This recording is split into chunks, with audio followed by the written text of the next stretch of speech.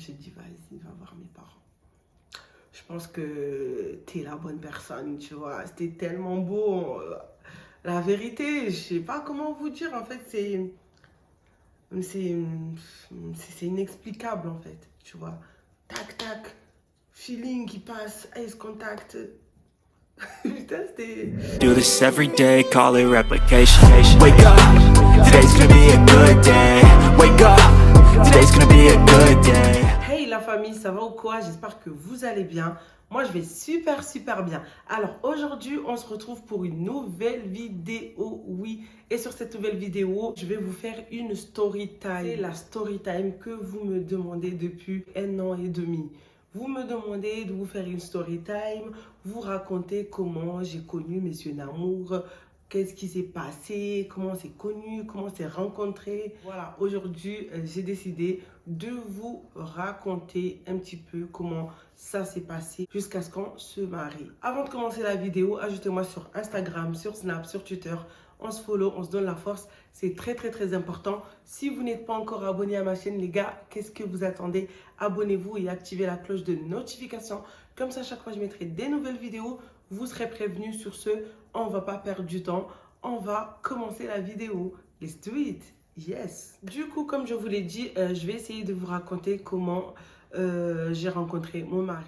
Tout d'abord, il faut savoir que Amadou, je le connais depuis toute petite. Je le voyais tout le temps. Parce qu'en fait, on vient de la même ville, on vient de Fumbouni tous les deux. On n'habitait pas très loin en fait. On était presque dans le même quartier. Donc, je le voyais tout le temps. En même temps, il était pote avec mes cousins, mon frère. Et du coup, il venait souvent à la maison, ils mangeaient ensemble. Des fois, mes cousins partaient chez lui. J'avais jamais imaginé que voilà, un jour, j'allais me marier avec lui ou j'ai jamais eu une histoire copain-copine ou un truc comme ça. Parce que voilà, il était plus âgé que moi. En plus, c'était le pote à mes grands frères et tout. Ils jouaient au basket ensemble. En fait, c'était vraiment de la famille, quoi. Vu qu'on habitait dans le même quartier et tout, donc c'était vraiment quelqu'un de la famille. Pour moi, genre, c'était le grand frère. Donc, je connaissais sa mère déjà. Je connaissais sa soeur, je connaissais son petit frère, je connaissais ses cousins, ses cousines. En fait, on traînait vraiment ensemble et tout. On a toujours eu le dialogue. Salut, ça va, tu vas bien, comment tu vas, et les études et tout. Donc, j'ai quitté les Comores, je suis partie au Sénégal. Et on avait toujours le dialogue, rien de plus. Salut, ça va, tu vas bien? Alors, comment ça se passe? Alors, les études, qu'est-ce que tu deviens? Patati patata. Mais genre, la discussion n'a jamais été genre développée, plus que ça. Après, je quitte le Sénégal, j'arrive en France. De temps à autre, il m'envoie un message, ça va, Saouda, tu vas bien? Alors, comment ça se passe la France et tout, nanana. Voilà, des petits messages, genre, comme plein de gens de Fumbouni, tu vois, qui connaissaient mon frère, qui me connaissaient et tout. Donc voilà, salut, ça va, on prend des nouvelles et tout, rien d'ambigu. Et du coup, bah, jusqu'à mars 2021, j'étais sur mon téléphone et tout, je vois, il m'envoie un message. Coucou Saouda, ça va? J'ai dit oui, ça va et toi? Ça va, tranquille. Quoi de neuf? Ben, ça va, on est là, hein, tranquille. Alors la France, ça se passe comment à Paris? Je dis, bah écoute, on est là, le taf, les cours, à la maison et tout. Rien de spécial. Il m'envoie un autre message. Il me dit, est-ce que je peux avoir ton numéro? Et la vérité, quand il m'a envoyé ce message, à aucun moment j'ai pensé que c'est pour me parler de mariage ou c'est pour me parler en fait de moi personnellement, tu vois. Parce que quand j'étais au Sénégal, j'étais avec son petit frère, Festo. Coucou Festo, si tu vois cette vidéo, je te fais des gros bisous. Festo, c'est mon petit frère, tu vois. Donc, quand Festo il est arrivé, bah, j'étais en contact avec lui, avec sa mère et sa petite soeur aussi, ben, Faïma. C'est comme une soeur, tu vois, ça a toujours été comme ça. Et du coup, bah, quand il m'a demandé mon numéro, à aucun moment j'ai bugué, j'ai pas fait genre, qu'est-ce que tu veux, pourquoi tu cherches mon numéro, qu'est-ce qu'il y a, si tu veux me dire un truc, dis-le maintenant, tu vois. J'ai directement pensé à Fayad qui est au Sénégal, vu que j'étais au Sénégal avec lui. Je me suis dit, en fait, c'est peut-être pour avoir des nouvelles de Fayad. Des fois, même sa mère, avant que je me marie avec Amadou, me demandait des nouvelles alors que j'étais pas au Sénégal, j'étais déjà ici, tu vois. Tranquille, hein, je lui ai donné mon numéro sans même me poser des questions, sans rien demander. Donc après, je pense le 3e jour, il m'avait appelé, j'avais pas répondu. Il m'a rappelé. Ça va, tu vas bien et tout. Non, j'ai dit oui, ça va et toi? Je dis c'est qui? Après, il m'a dit ah, c'est Amadou. J'ai dit, ah ok, ça va, tu vas bien et tout, nanana. Je demandais des nouvelles. Et ta mère, ça va? T'as des nouvelles de Festo et tout, nanana. Et genre là, elle commence à me parler, ça va, tu vas bien? Alors qu'est-ce que tu deviens? Qu'est-ce que tu fais debout? Raconte-moi un peu ta vie. Je dis, comment ça, je te raconte ma vie?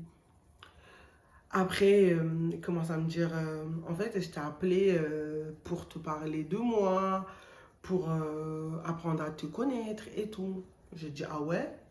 J'étais genre en mode, là, c'était vraiment la surprise, en mode, what? Genre, tu m'as rappelé pour moi, genre, pour parler de moi. Des fakes, tu vois ce que je veux dire? J'étais en mode, vas-y. Sur la discussion, j'étais pas à l'aise directement, tu vois. C'est un mec que je connais, certes, c'est le pote à mes frères et tout. Mais genre, on n'a jamais eu une discussion de ce genre. Du coup, moi, j'étais quand même un peu réticente. J'ai écouté et du coup, en fait, il m'a raconté un peu ça. J'habite à Marseille, je fais ci, nanana. Et du coup, j'ai envie de me poser, patati patata. Je dis, ah ouais, carrément. Après, lui, il m'a dit, raconte-moi un peu plus sur toi. Est-ce que toi, tu as quelqu'un, tu as un fiancé, tu as quelqu'un avec qui tu te projettes et tout. Il a commencé à me poser ce genre de questions. J'étais pas vraiment ouverte aux discussions, au mariage. J'étais vraiment genre neutre, quoi. Je savais plus quoi répondre parce que non seulement, genre, c'est pas quelqu'un que je connais, genre, personnellement, je le connais comme ça.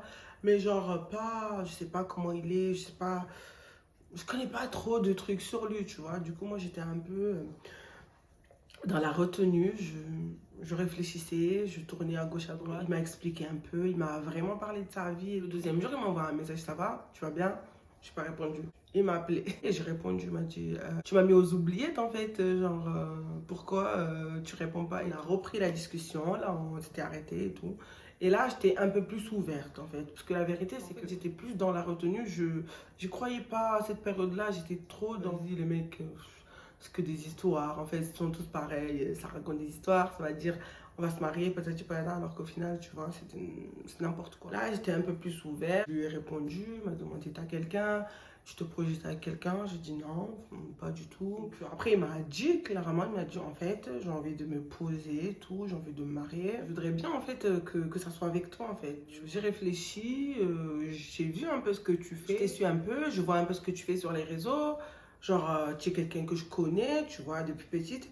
Mais voilà, même si on ne s'est jamais fréquenté, je connais pas vraiment grand-chose sur toi. Tu es une fille qui me plaît et du coup, bah, je voudrais bien qu'on fasse quelque chose, mais genre quelque chose de sérieux, tu vois. Parce que voilà, j'ai pas le temps, j'ai pas l'âge de sortir avec toi, monter, descendre, aller au ciné, aller au resto, m'afficher avec toi, c'est pas du tout ce que je veux. Je veux vraiment genre qu'on discute et si on se comprend et que toi, tu es d'accord, on s'entend super bien et tout, eh bien, on dit bismillah et on fait le halal. Moi, je trouvais que sa démarche était vraiment sincère. D'après ce qu'il me disait, il m'a raconté un peu sa vie, il m'a résumé un peu. Et du coup, il m'a dit exactement ce qu'il veut. Il s'est trouvé qu'on était sur la même longueur d'onde. En fait, j'avais cet même état d'esprit que lui. Moi, je voulais pas avoir un copain, courir par-ci et par-là. Je voulais vraiment me poser, tu vois. Être tranquille, stabilité. Tu vois ce que je veux dire? Donc franchement, sa démarche m'a vraiment plu. Et c'est ce qui a fait que voilà, ça a débloqué. Je me suis ouvert un peu à lui. Et du coup, bah, on a échangé. Tout en sachant qu'en fait, il était à Marseille et moi, j'étais à Paris. Donc tout se passait sur téléphone, tout se passait sur appel, message et tout ça. C'était compliqué parce que moi, je vais pas vous mentir, les relations à distance, c'est pas du tout mon truc. On peut parler au téléphone, on rigole, on s'entend bien, on se kiffe et tout.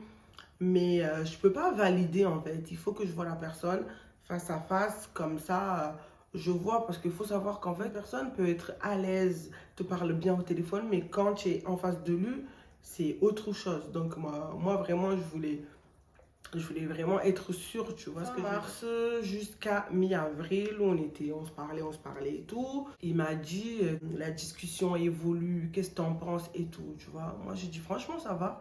Ça se passe super bien, on s'entend super bien, on parle de tout et de rien, on rigole, en fait, c'est peace and love, tu vois. Il me dit, il faudra que je vois ta famille. Moi, j'étais en mode, vas-y, calme-toi, calm down. Faut, en fait, que je te vois. Faut que je parle avec toi face to face, en fait. On est là au téléphone, on rigole et tout, FaceTime et tout, mais genre, on s'est jamais vu. Donc il faut que tu viens, on se voit face to face. Et après, je valide, tu vois. Et après, tu pourras aller voir mes parents, ma famille, tout ce que tu veux. Vu qu'il habite à Marseille et que moi j'habitais à Paris et qu'il travaillait en même temps. Donc il m'a dit, je sais pas comment je vais faire. Parce que je peux pas venir à Paris. Il lui faut... Peut-être je vais venir et faire un aller-retour. Donc il a pris le billet vers Marne-la-Vallée. Du coup, moi je suis allée jusqu'à Marne-la-Vallée pour aller le chercher. On a passé tout le trajet à parler, à discuter. Je sais pas comment vous dire, mais c'était tellement fluide. Un coup de cœur, coup de foudre, tout ce que vous voulez. Mais en fait, vraiment, le feeling, il était là. On rigolait. En fait, c'est comme si on se connaissait depuis tellement longtemps.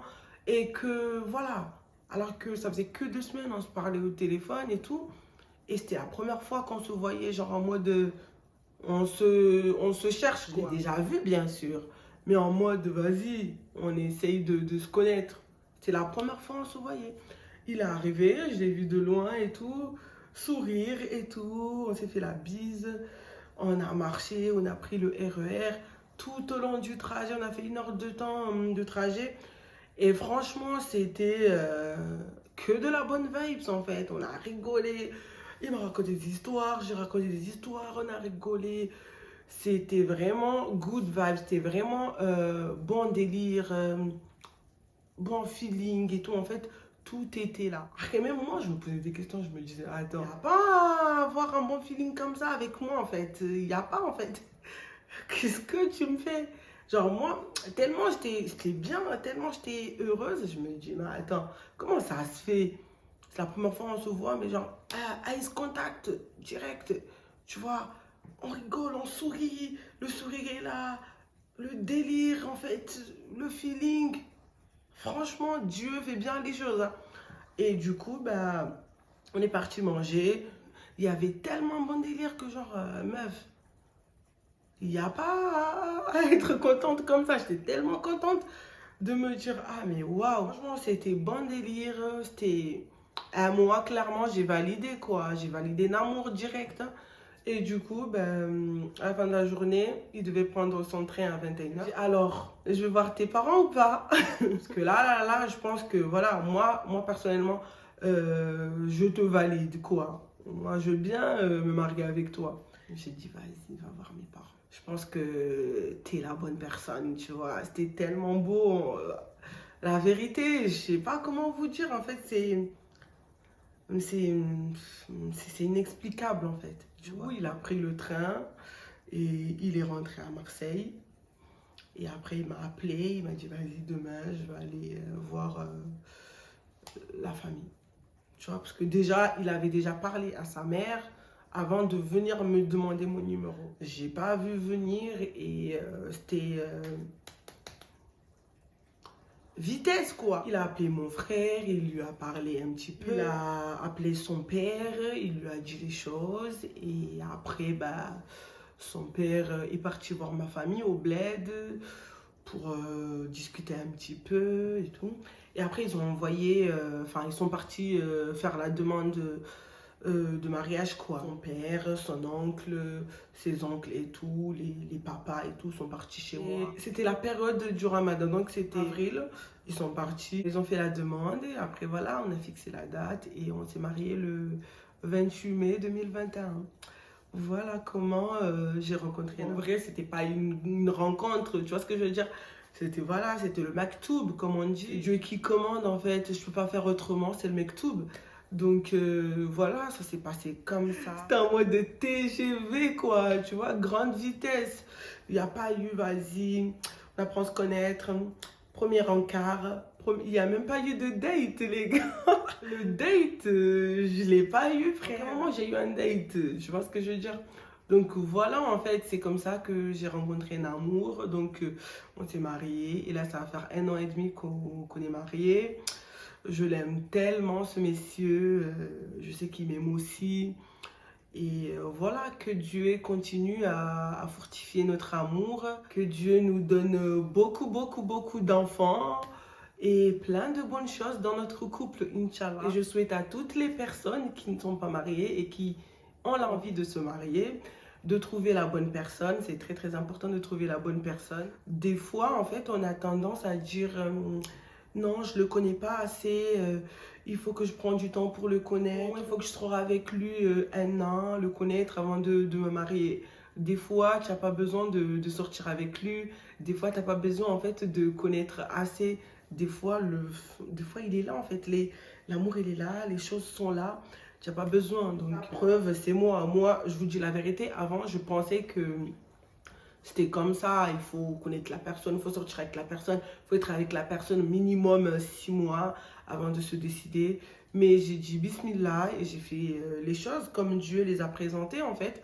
Et franchement, je ne regrette pas. Et longue vie à nous et à tous les couples. Et je souhaite que du bonheur à tous les couples. On restera des années ensemble, Inch'Allah. Donc voilà, on arrive à la fin de cette vidéo. J'espère qu'elle va vous plaire. N'hésitez pas à lâcher des gros pouces bleus, laissez des commentaires. Dites-moi ce que vous en pensez de ma story time. La story time que vous avez demandé. Elle est là. Mettez les likes. J'ai encore une autre story time à vous raconter. Mais partagez la vidéo au max. Plus de likes. J'envoie une autre story time. Sur ce, je vous dis à la prochaine pour des nouvelles vidéos. Prenez bien soin de vous et je vous fais des gros bisous. Ciao!